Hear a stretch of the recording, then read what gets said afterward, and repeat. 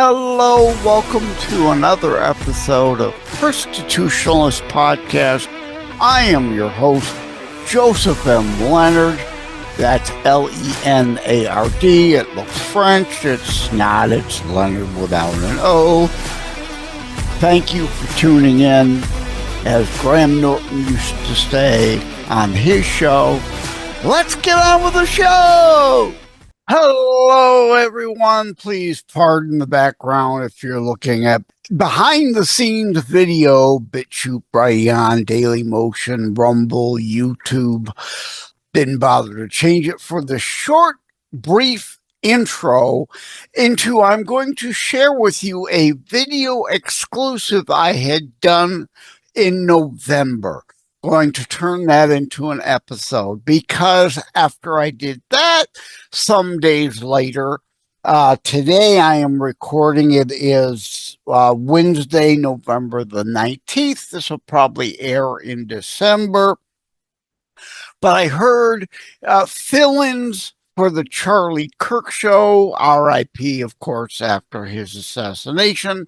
They kept the show going, but they got fill-ins. And the less than dynamic duo, as I call them, they are red-pilled on some things, and on other things, they're clear. Leftist professor indoctrination is still clearly got their clutches on them.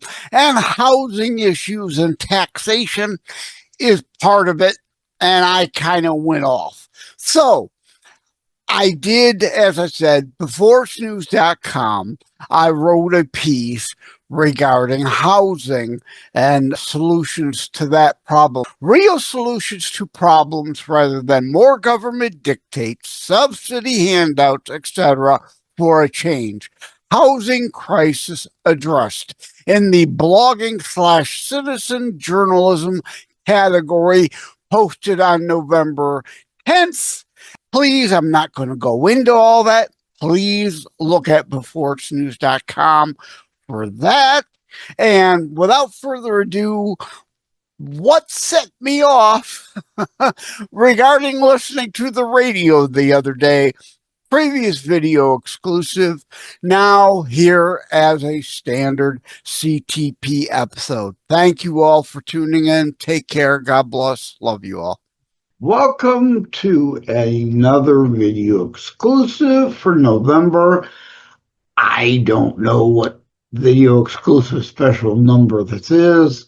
I didn't look it up ahead. I'll need to look it up. I don't know. I don't think I've done any video exclusives because I've had laptop problems, but knock on empty head, right? Knock on wood. Hopefully, prayerfully, they're fixed now.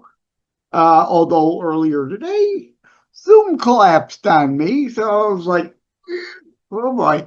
Hopefully Zoom will cooperate now for this, the November 2025 video exclusive. At any rate, shut up. Let's get going, right? Housing bubble. I'm trying still to get a guest to come on the show to discuss the inevitable in my mind. I'm looking for a real estate or a finance insider to come on, and the eventual next collapse of the housing bubble. Similar to 2008, but not the same. We don't have the exact same conditions and situations, but there are a lot of similar conditions and situations. There will be another housing bubble burst, and there will be a bunch of people who are underwater in what their house was worth versus what it's really worth. And right, you have a $200,000 supposedly home and a $200,000 or let's say $180,000 mortgage still left on the home, and the bubble bursts and it resets to an actual more realistic value of $125,000. Well, let's just say $120,000. Okay, just to make the math easier. It's now worth 120, what it's been worth really all along, because it was overvalued at 200K maybe when you bought it. and you still owe 180K, that's a difference of 60K. A lot of those people underwater in value versus mortgage will walk away like they did in 2008, causing the whole additional stuff, the Lehman collapse, bankruptcy, housing bubble, housing costs, housing crisis, whatever you want to call this. Explained. Okay, Trump now announces he's working to help assure the creation of a 50-year mortgage. Well,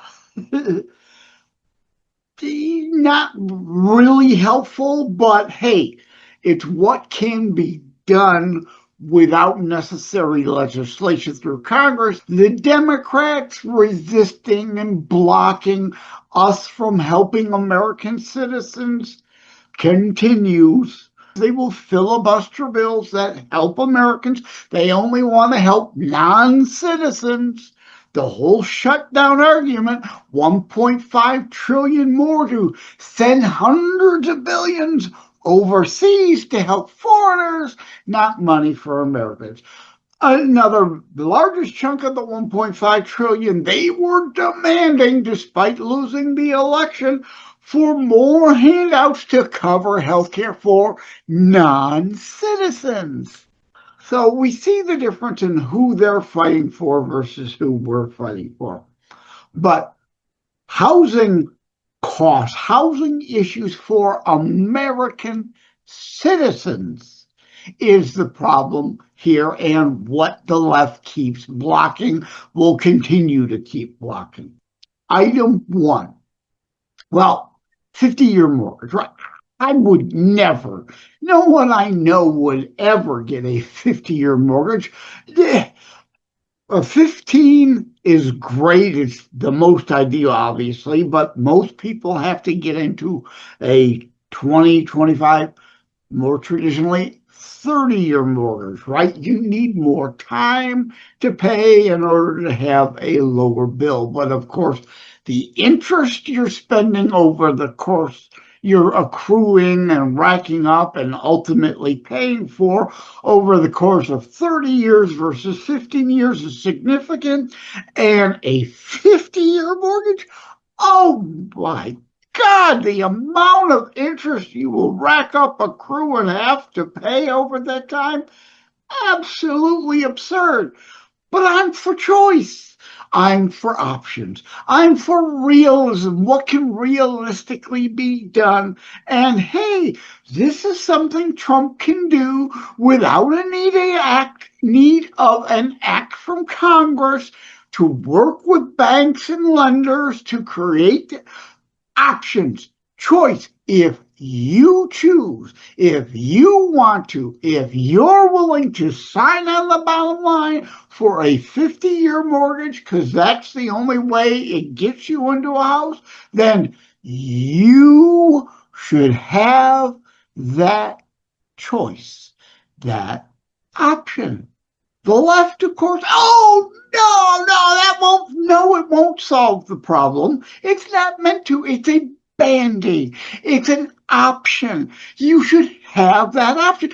The left, of course, while clamoring about choice to the left is only used as a dodge for murdering babies. They oppose school choice.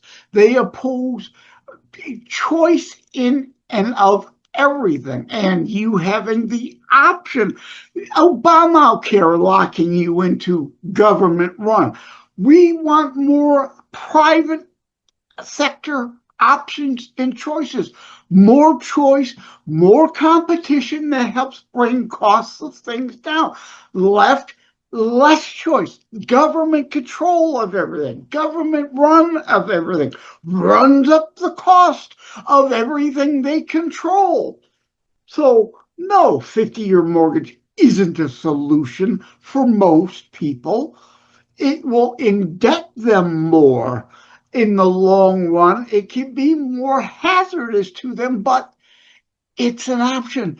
Just like the flexible interest rates the supposed predatory lending of before the 2008 housing bubble. No one held a gun to the heads of these people and made them sign the loan. They chose to sign the loan, hoping the rate wouldn't adjust up very much, or if it adjusted up 5 years later, their wages will have gone up enough so they could cover the new nut or note, as they say now, right? The loan cost, the loan amount to have to pay to put principal and interest payments down.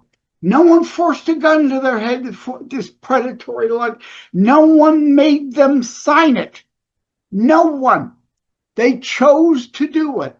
And then they weren't prepared when the rate flexed up, as we all knew it would. Even they knew it would. And when they were underwater, they decided, let's stick everybody. Let's stick all the other bank customers.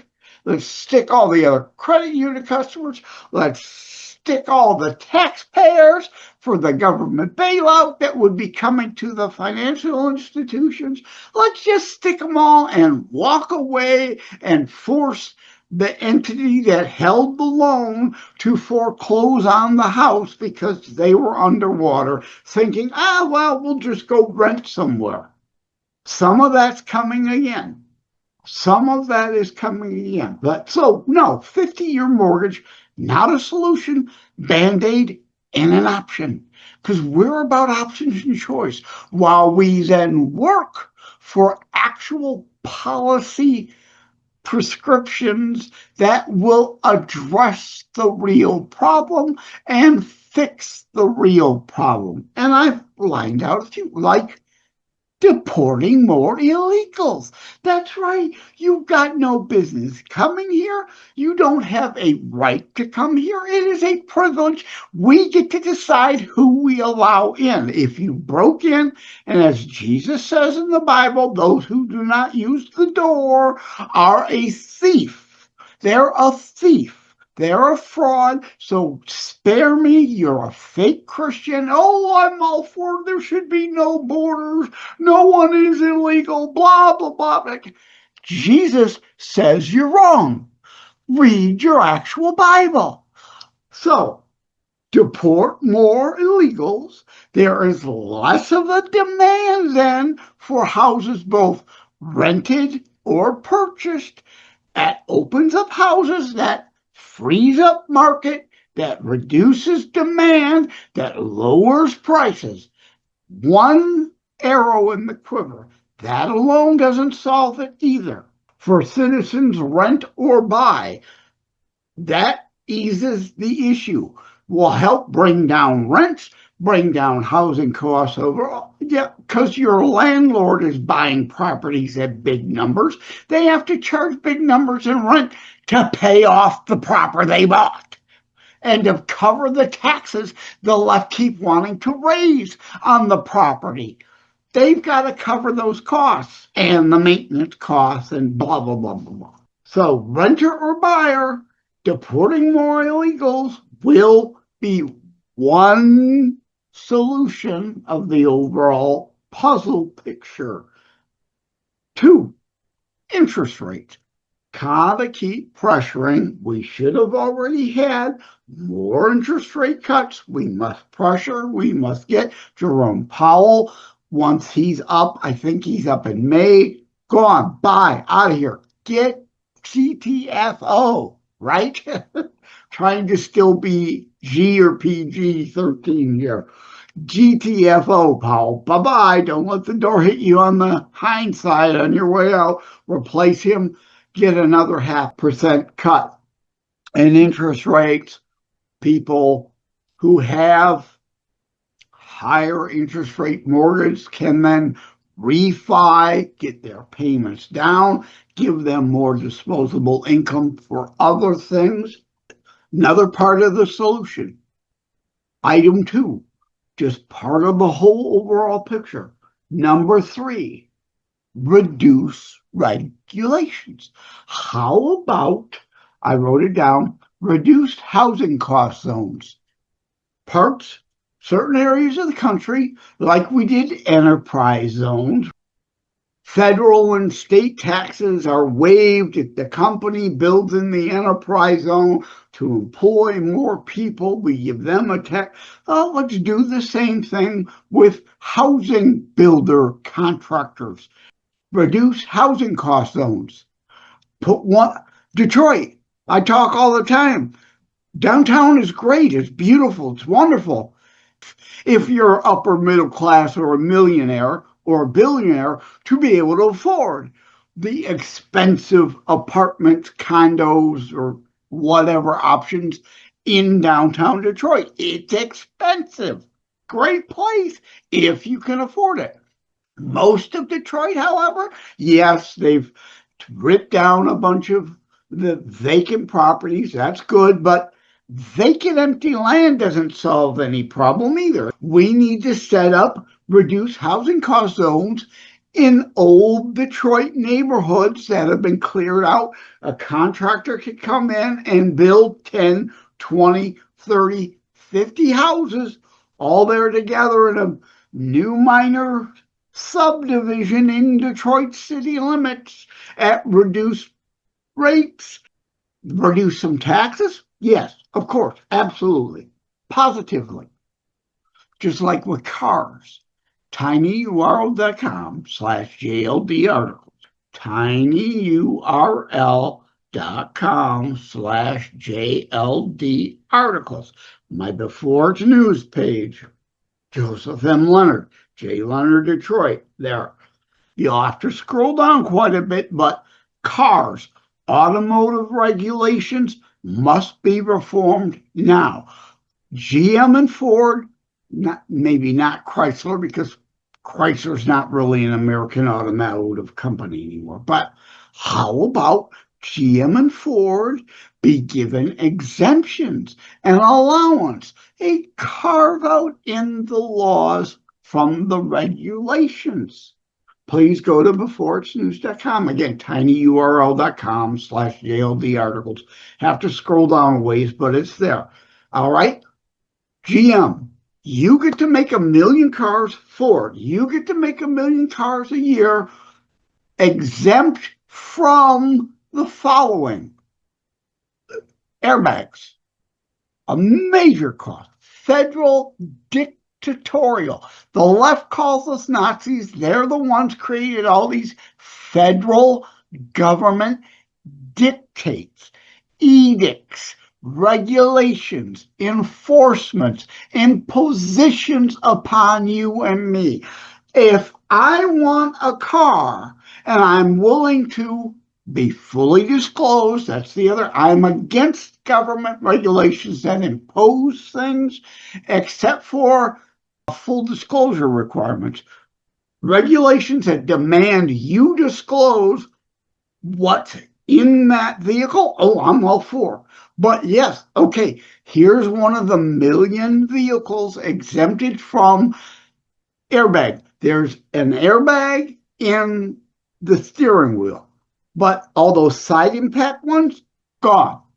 Passenger one, gone. Use your seat belts.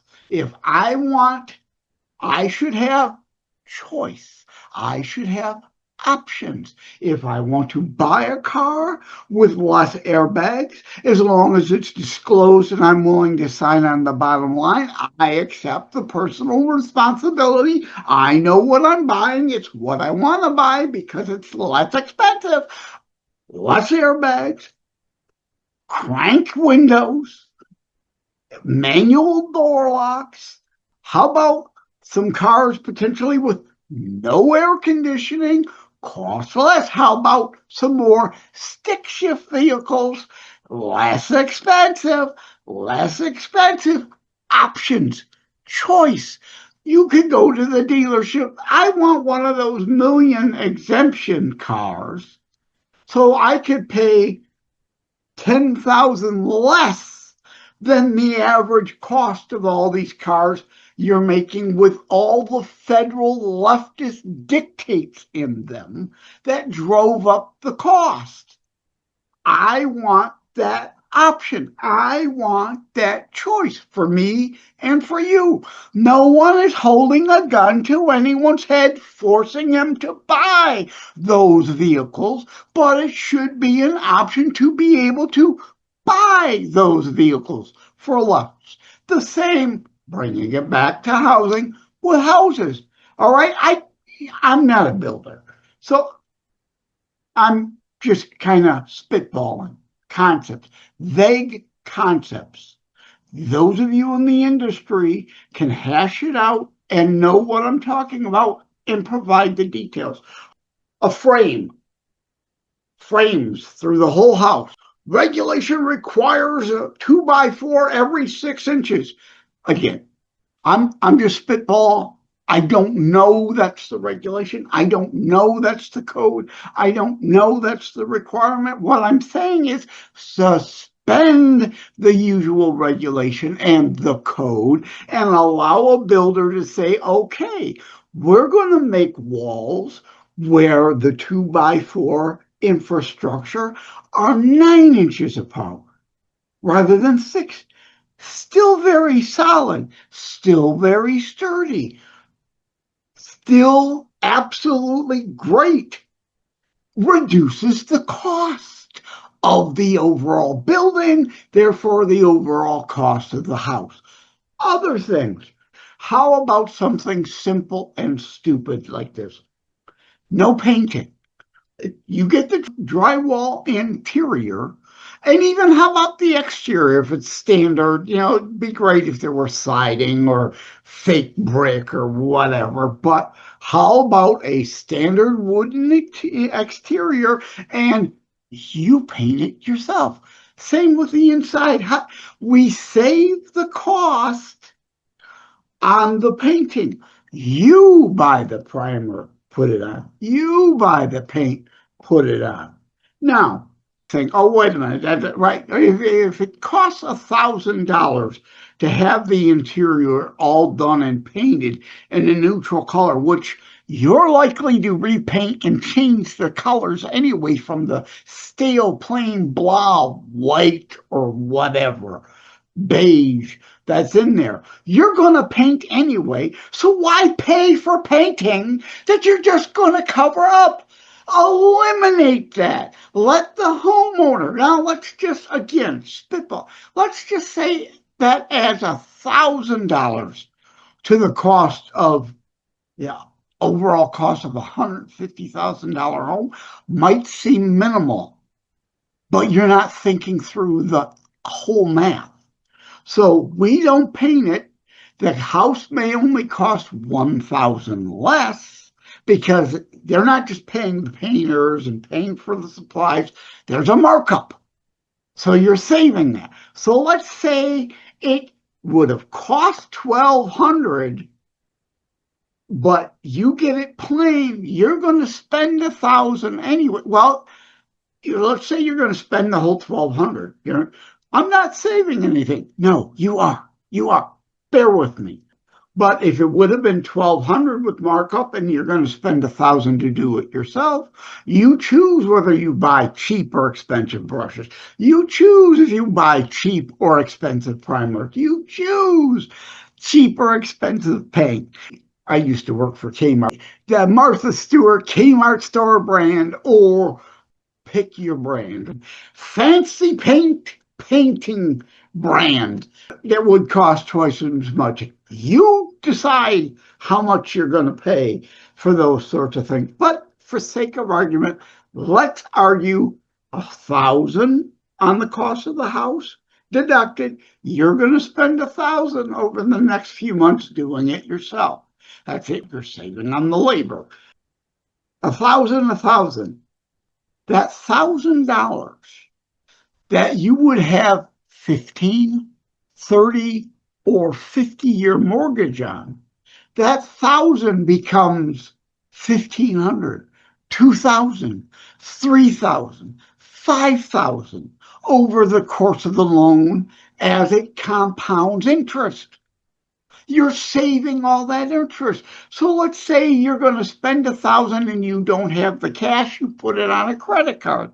All right, you're going to pay interest but for a lot shorter period of time. If you charge the $1,000 on a credit card and pay $100 a month on your credit card, pay it off in 11, 12, 13 months, your $1,000 costs you $1,100, $1,200, $1,300.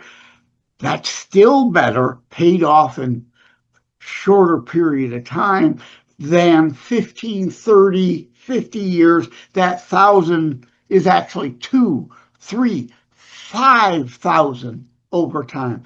You're saving money. Houses are cheaper. These are simple fixes, simple solutions, and no one is forcing you to buy one of those houses and paint it yourself.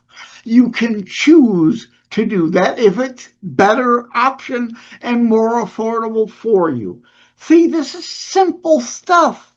The left can't use common sense. They don't know simple. They don't know anything but more government regulation, subsidies. No subsidies either. But how about this? Full disclosure, right? Again, as long as you are fully disclosed, that's what's done. That 9 inches rather than 6 inches between the 2x4s in your walls. As long as you've been disclosed that, you have the option to buy or not. No one holding a gun to your head. What about the water, the electric, and the gas suppliers? Well, let's work a deal with them. No. Not subsidizing them, not stealing from other taxpayers to give to the water company to charge you less. No, work with them to, government fees waived, government taxes waived, their costs less. They can sell you drops of water cheaper, kilowatt hours of electric cheaper, cubic inches, cubic feet of gas cheaper, savings passed on to you. You get a break. If your water bill, electric bill, and gas bill are all 10% less, guess what? That doesn't help you on the cost of the house, but it helps your budget. You've now got more dollars. You're spending less on water, electric, and gas. You can then get a higher mortgage payment amount and be able to afford to cover it. I'm just so fed up with moronic thinking. Government creates the problems and government thinks it can solve the problems by throwing subsidy monies at it. That doesn't help. As Reagan said, government doesn't solve problems, it subsidizes them. And we all pay because it's our money they're stealing to subsidize other people, their stuff. No, let's cut the costs. Let's make more choice. Let's open up more competition. That brings costs down. This is simple stuff to understand. If you think, rather than, my snowflake feelings, I'm so offended, I'm upset. The government has to do everything. The government must do more, not less. The government must give more handouts, not my feelings, my communism. Steal from Steve to give to Eve and pretend you've done something. No, you haven't done anything. Jesus said to take care of the poor. We are to want to take care of our brothers and sisters, widows and orphans, through charity, our own free will, voluntarily, our own blood and treasure, helping.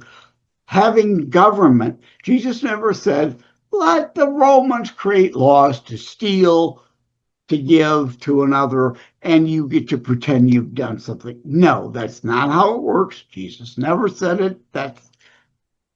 How about you actually read your Bible? The difference between biblical community, free will, voluntary, charity versus worldly communism, force, theft, redistribution, right? Everything at the barrel of a gun. You've got no choice in the matter. Big difference. So I'm checking my notes here. So yes, we need reduced housing cost zones, and that will not eliminate. No such thing as perfect here. No absolute fix. But all these things I've outlined will help alleviate the problem, help reduce the strain on the system, help American citizens, not foreign invaders. I saw somebody on Fox say how anti-tax, right? I'm anti-tax. I oppose tariffs most time. But again, what do you want? Trump to declare war on China over economic trade issues? No. Tariff is the tool we've got.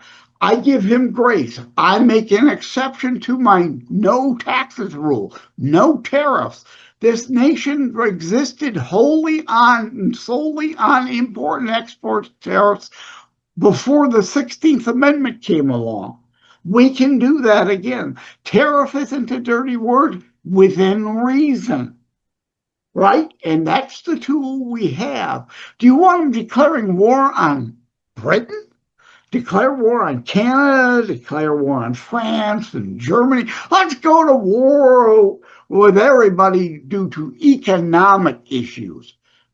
Since World War II, we allowed others to take advantage of us and tariff us. We didn't tariff them as they needed to rebuild following the destruction of World War II. It's 80 years later. Enough. No, you no longer get to take advantage of us. You are on equal footing as us now. You've long rebuilt. It's time we stop being taken advantage of. It's time we create equal playing field. And tariffs, if you tariff us, we tariff you back, is fair trade. It's equal trade. It's right, fair. I would love free trade, but we need fair trade. Every nation should protect their steel industries. It's a national security issue. Us, England, Spain, France, Germany, everyone should have import tariffs on that and aluminum and tin and maybe even rubber, although rubber items aren't an issue right now, but things that are a national security issue because we must be able to build our own items for defense of our own nation. Same with our allies. So no problem with that. But general consumer items, no. Enough of you taking advantage of us. It made sense we wanted you to build back after World War II. We're 80 years removed. That doesn't apply anymore. It goes back to Reagan. There's nothing more permanent than a temporary government program. That was supposed to be a temporary situation. The left and CINOs and rhinos, the deep state crowd, once something's in place, oh no, you can never change it. You can never undo it. They're busy making money off the exchanges. They're busy money laundering off the conditions. Times change, policies have to at times change. And now it's time for reduced housing cost zones. Simple solution, something that could be put in place tomorrow. If not tomorrow, how about next year? It will take a year, 2 years, 3 years. You just don't throw up houses overnight. It will take time, the land to be designated, the land to be prepared, the houses to be built, people arranged, real estate agencies to then be able to sell the houses to people who want them. No one holding a gun to their head. Your choice to choose to buy at that rate for the 9-inch apart 2x4s rather than the 6-inch apart 2x4s. Your choice to paint it yourself or not. Your choice. The left is never about choices. So time is overdue. It will take time for houses to get into the system. Absolutely. But we must act now to put in place these policies to reduce the regulations and the taxes and create the zones so we can start the process to help alleviate, not eliminate, alleviate the pressure in the system before it's too late, because the bubble's going to burst again. It could be days, it could be weeks, months, years. It could be staved off by a miracle, a decade or 2 decades, but it's coming. And this will help alleviate that a little also. Hopefully, if we do enough of it, we can stave off the collapse, the bubble bursting again, and let housing prices come down reasonable reduction rates rather than collapsing overnight from 200,000 to now you've got $120,000 value. That's when the bubble is bursted and people walk away. There's a bunch of foreclosures and there's chaos. We can work to avoid a lot of that. I tried to make notes before hitting record. I know there's something I'm forgetting. Help the housing problem, and at the same time, help the homeless problem, because the more renters that then buy, the more space is freed up to have rents come down, and some that are homeless could then afford the rents and not be homeless, as well as, of course, other zones, right? Relocate homeless people zones where instead of building houses, how about prefab homes? They used to be all over the place. How about trailer parks? I know people, not everyone that lives in trailer parks or trailer park trash. I know people who lived in a trailer park for years, right? I had the episode with, I forget her name, but Trailer Park Angel just recently during book weeks. She was on Trailer Park Angel. Not everyone lives in a trailer park is trash. How about trailer park zones? Inexpensive housing. Not the most ideal, but hey, you got a kitchen, you got a bathroom, you got a bedroom, you got a living room. It may be small, but you got your own place. Inexpensive, we can move people into that they could afford. Less homeless people. These are simple solutions. The government leftists don't know simple. They can't cash in on simple. They want to extort money from you, launder most of it into their pockets, and then pennies get to other people. That doesn't solve anything. This doesn't necessarily solve everything, but it helps a whole heck of a lot while the left keeps blocking it. They want to help invaders. They don't want to help U.S. citizens. All right. Yeah, again, rambled again. Thank you all. Take care. God bless. Love you all. Sorry, I'm sure I'm forgetting things. Hey, chime in the notes.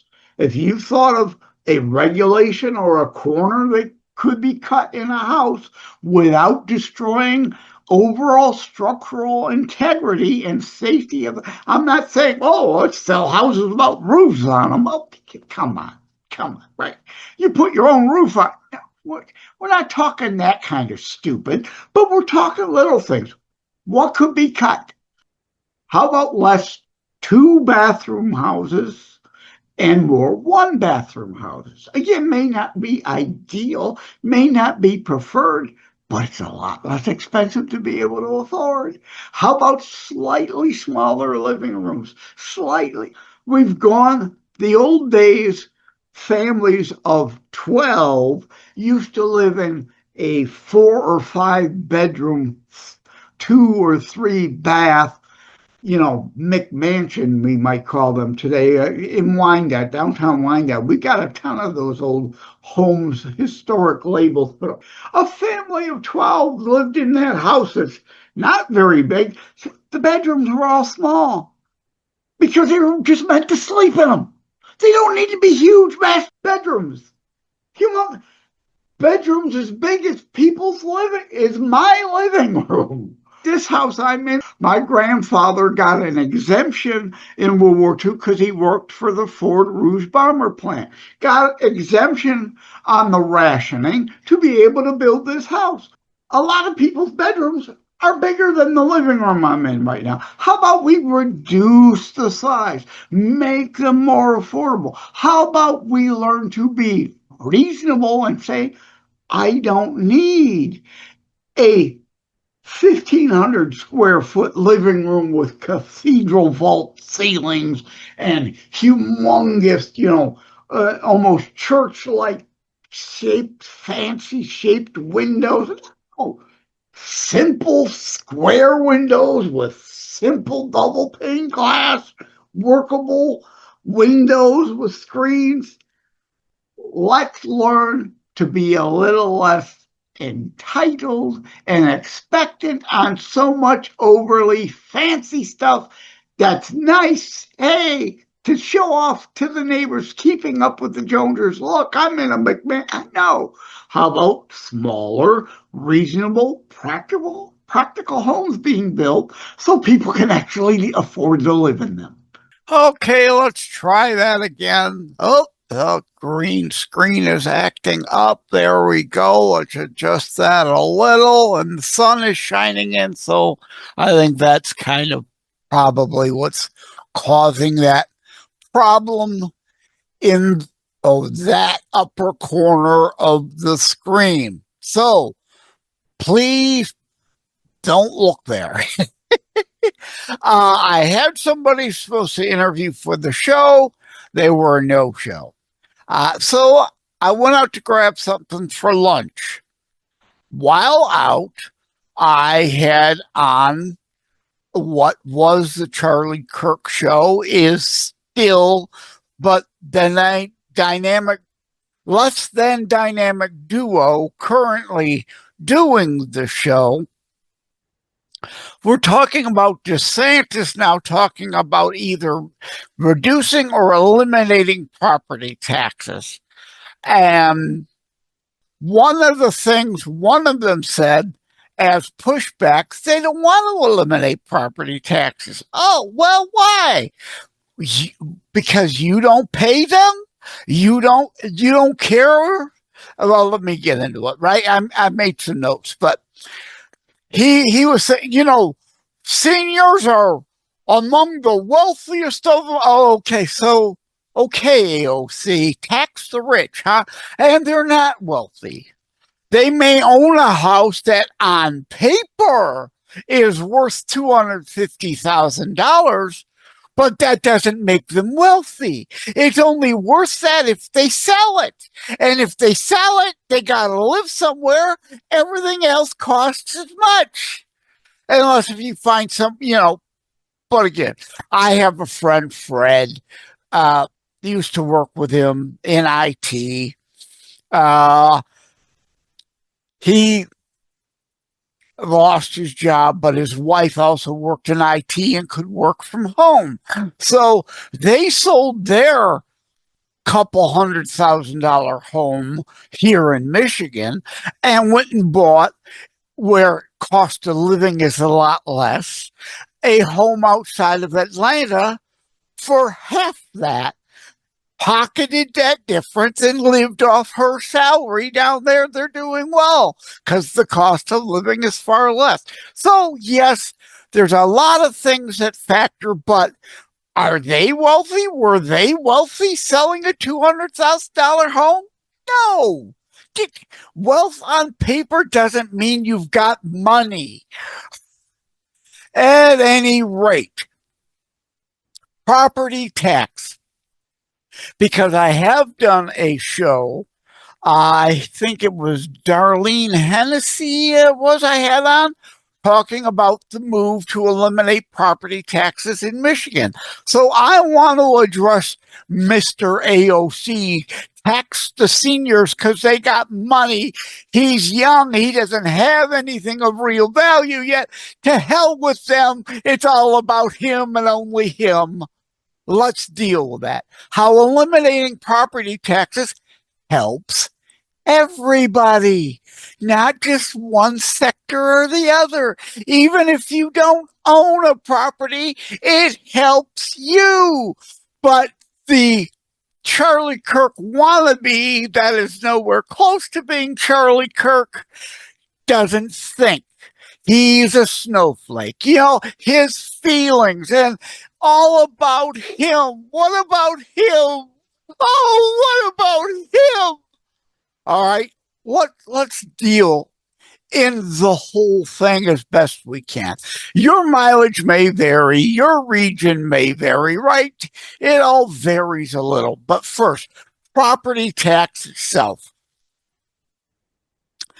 As someone on disability, and yes, in a home that has no mortgage on it, I'm still extorted taxes at the value they claim it's worth.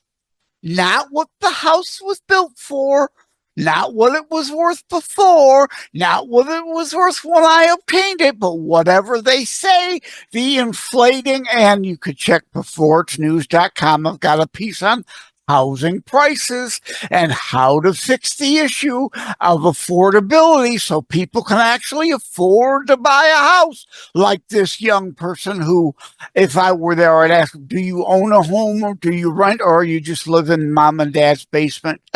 You don't care that mom and dad are being extorted property taxes because you're living for free. But anyway, all right, that aside, everyone's specifics are different. But my property taxes keep going up and up and up and up and up. I can't afford them on my disability budget. I'm extorted money for property I supposedly own, but I have to pay rent to the state for the courtesy of living on the property and under the roof that has been paid for already. Okay, so that's my situation. Unlike him filling in on the Kirk show, it's not all about me. It's not all, right? What about my neighbor who's working, younger, still working, right? Recently bought the house next door at a inflated value, has to pay property taxes while still paying a mortgage and paying insurance on top of that and all that, right? Helping her by reducing, if not eliminating, the property tax is a benefit to all of us also. Our entire community gives her more money to spend where she deems her dollars that she earned should be going, not where the state decides to steal it and redistribute it to. Okay? If I was there, I would ask this young kid, all right, you don't own a home? Well, are you renting? Question, do renters pay property tax? The answer is yes. Duh. The person who owns the property from which you are renting is extorted property taxes from, and that is passed on to you, the renter. So whether you see it broke down in your monthly rent or not, you're paying the property tax. Okay, let's say you're young and you're living in mama's dad's basement. You don't care at all then about your parents being extorted money on property they may already own, fully paid off for, or struggling to pay the mortgage on, because the property taxes, their mortgage may have been fixed, but their property tax keeps going up. And guess what? If you have a mortgage in most states, the bank must escrow the estimated taxes in their bank payment. So their payment may go from $2,500 a month to $2,700 a month to continually cover the growing up more theft in taxation on the property they own. that's only worth the, for sake of argument, $250,000 if they find someone who will buy it for $250,000. And then what? All the other homes in the area are probably $250,000, unless if, like Fred, they move to Atlanta's suburbs and buy a home for half the value to have some extra flexible actual cash in their pocket. They're spending $250,000 on another home. It's a wash. There's no gain there. But yet this young, dumb person who has probably never had an economics class, and of course, since they don't teach civics and history in school either, doesn't know any of that, any of this, doesn't understand any of this. So you eliminate the property taxes, you help a whole lot of people, not just seniors. But you're okay with seniors being kicked out of their homes because they can't pay the extortion to the state, even though they own their home. So their home is seized and them kicked out on the street. And this guy apparently has zero issue with that. This isn't about our feelings, and it isn't about us and us alone. Okay, I covered rent, I covered seniors, and the other, right, schools, right? Oh, I'm going to grab pardon me, I had to pull a Marco Rubio there. Schools. We fund schools in part by property taxes. What are the schools going to do? What are the poor little children going to do? Oh my God, you can't take away the funding for the schools. You fund them another way. Lottery. That's a voluntary tax. Trillions upon trillions upon trillions of dollars every year taken in by lotteries all across this nation, and trillions upon trillions upon trillions of dollars then funneled into the school, trillions more than we used to spend. And education is so great, it's so much better because we're spending so much more money, right? Wrong. Money isn't the problem or the issue there. We spend more, the education gets worse and worse. So your money argument about funding the schools is bogus. That is another show to talk about proper funding and what should realistically be the funding of schools. And yes, at thelibertybeacon.com, I have school reforms, school reforms needed now, as well as election reforms needed now. Piece at thelibertybeacon.com. Go there for that, right? I don't want to get too deep in it. But the point being, there are other mechanisms other than just property tax that money can be gleaned to fund the schools. I don't want to go on and on forever in this. Fire and police. All right, okay. What if you own a home? If someone trespasses and steals something, you want cops to show up, take a report, and detectives to track them down and get back your stuff. Yes. If there's a fire, you want a fire department to be able to show up and put out the fire. Yes. That's communism.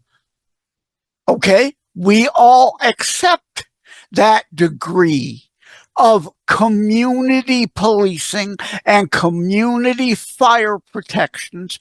We understand that. So you can reduce property taxes by a whole lot and still cover that. All right? Here's a thought.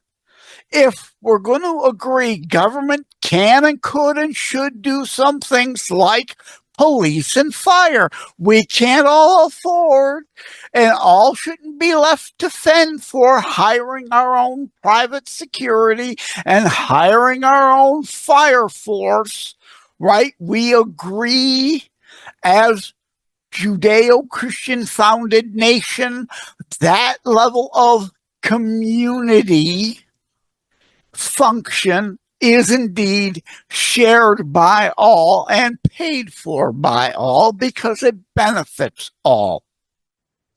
But here's a thought.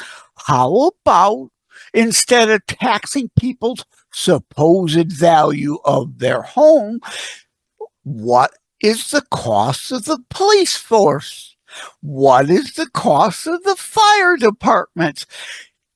Take that money divided by the number of homeowners or property owners, commercial too, whatever, and send them a bill for whatever their portion, their share, their real cost of that is. Right? Okay. And if you want to cling to your, oh no, we got to soak the rich. All right. If someone who has a half acre still needs the police and fire as much as someone who has 5 acres.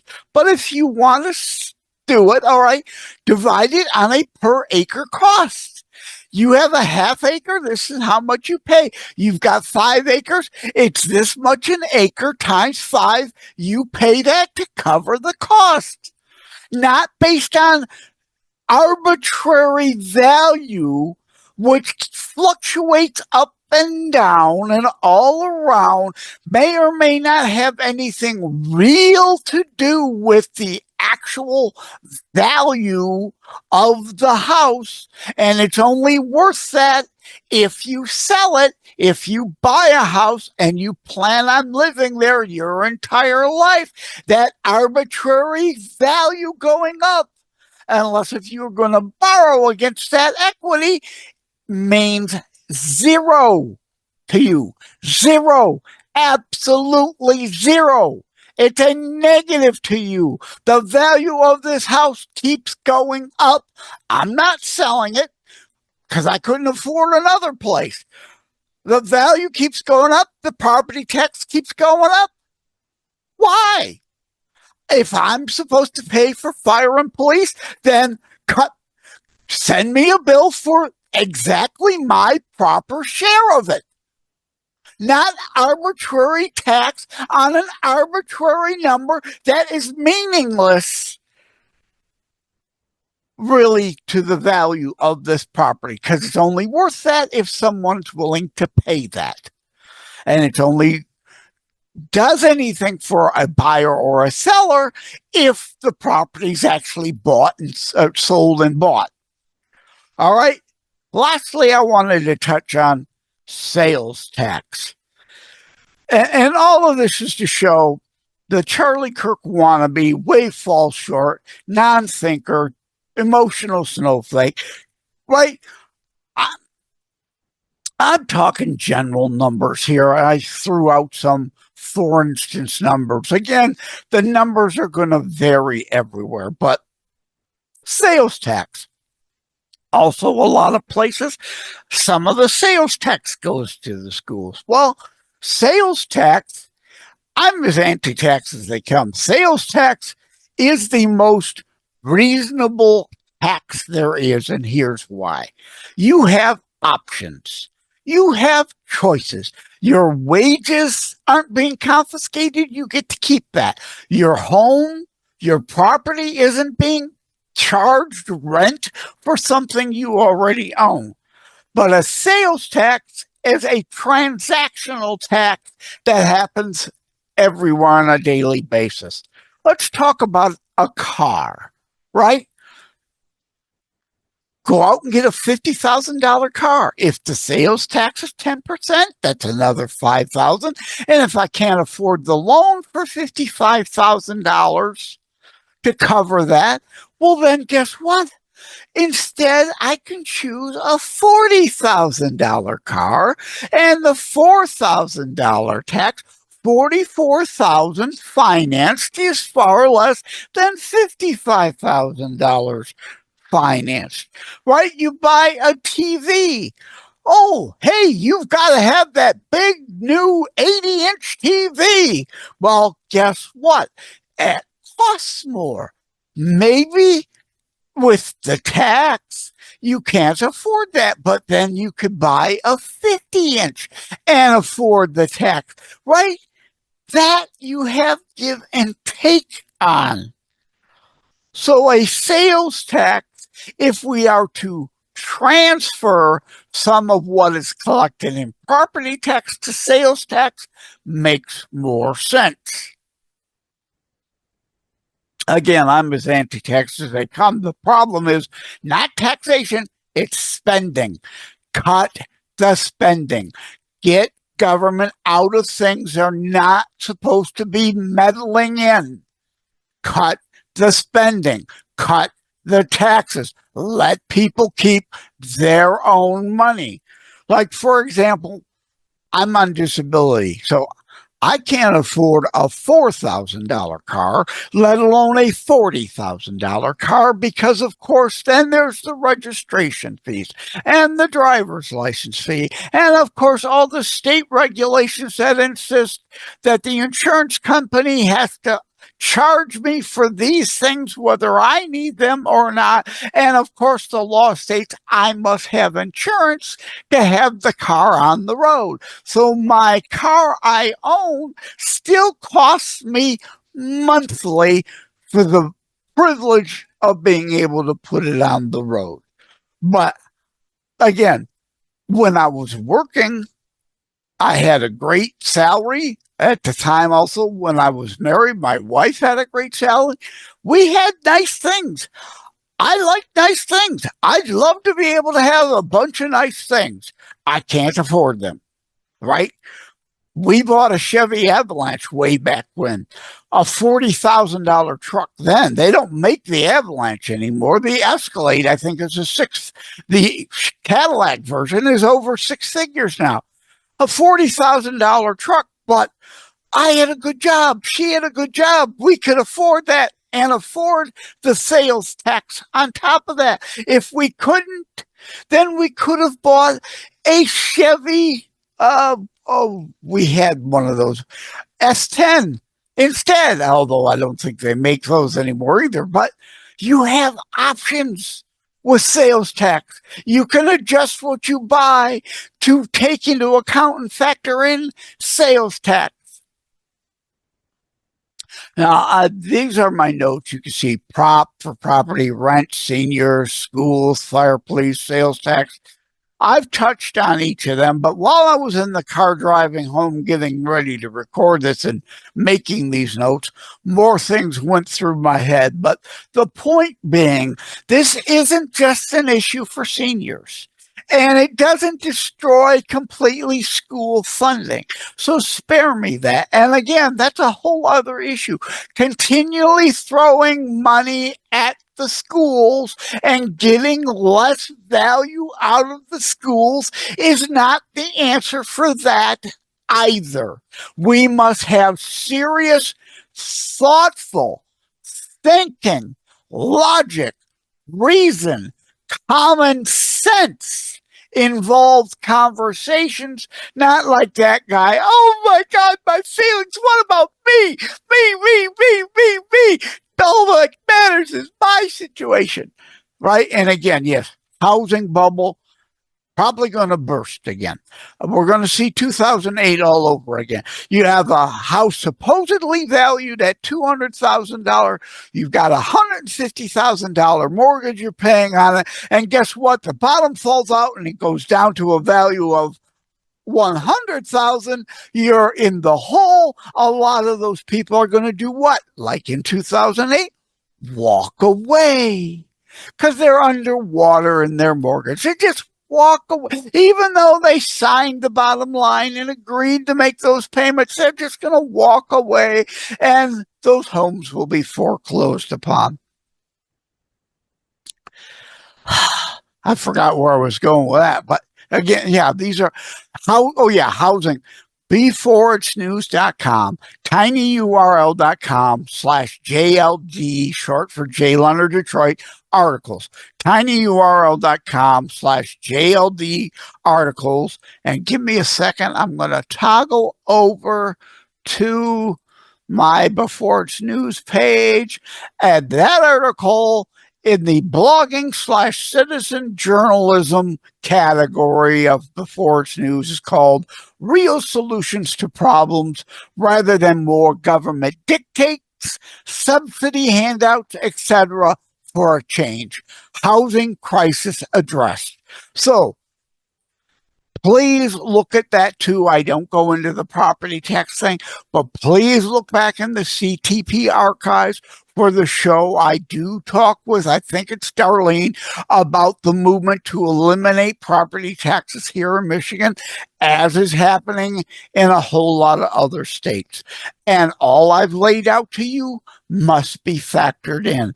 Taxation can be moved about and shifted about, but how about we stop spending government monies on things the government constitutionally is excluded from doing in the first place? Then all these taxes can come down. Thank you all. Take care. God bless. Love you all. Like and subscribe to Constitutionalist Politics Podcast and share episodes. We need your help. Thank you for having tuned into another Constitutionalist Podcast show. I really appreciate that you stopped by. Again, please like, share, subscribe. We need you to help spread the Constitutionalist movement. Thank you again. Take care. God bless. Love you all.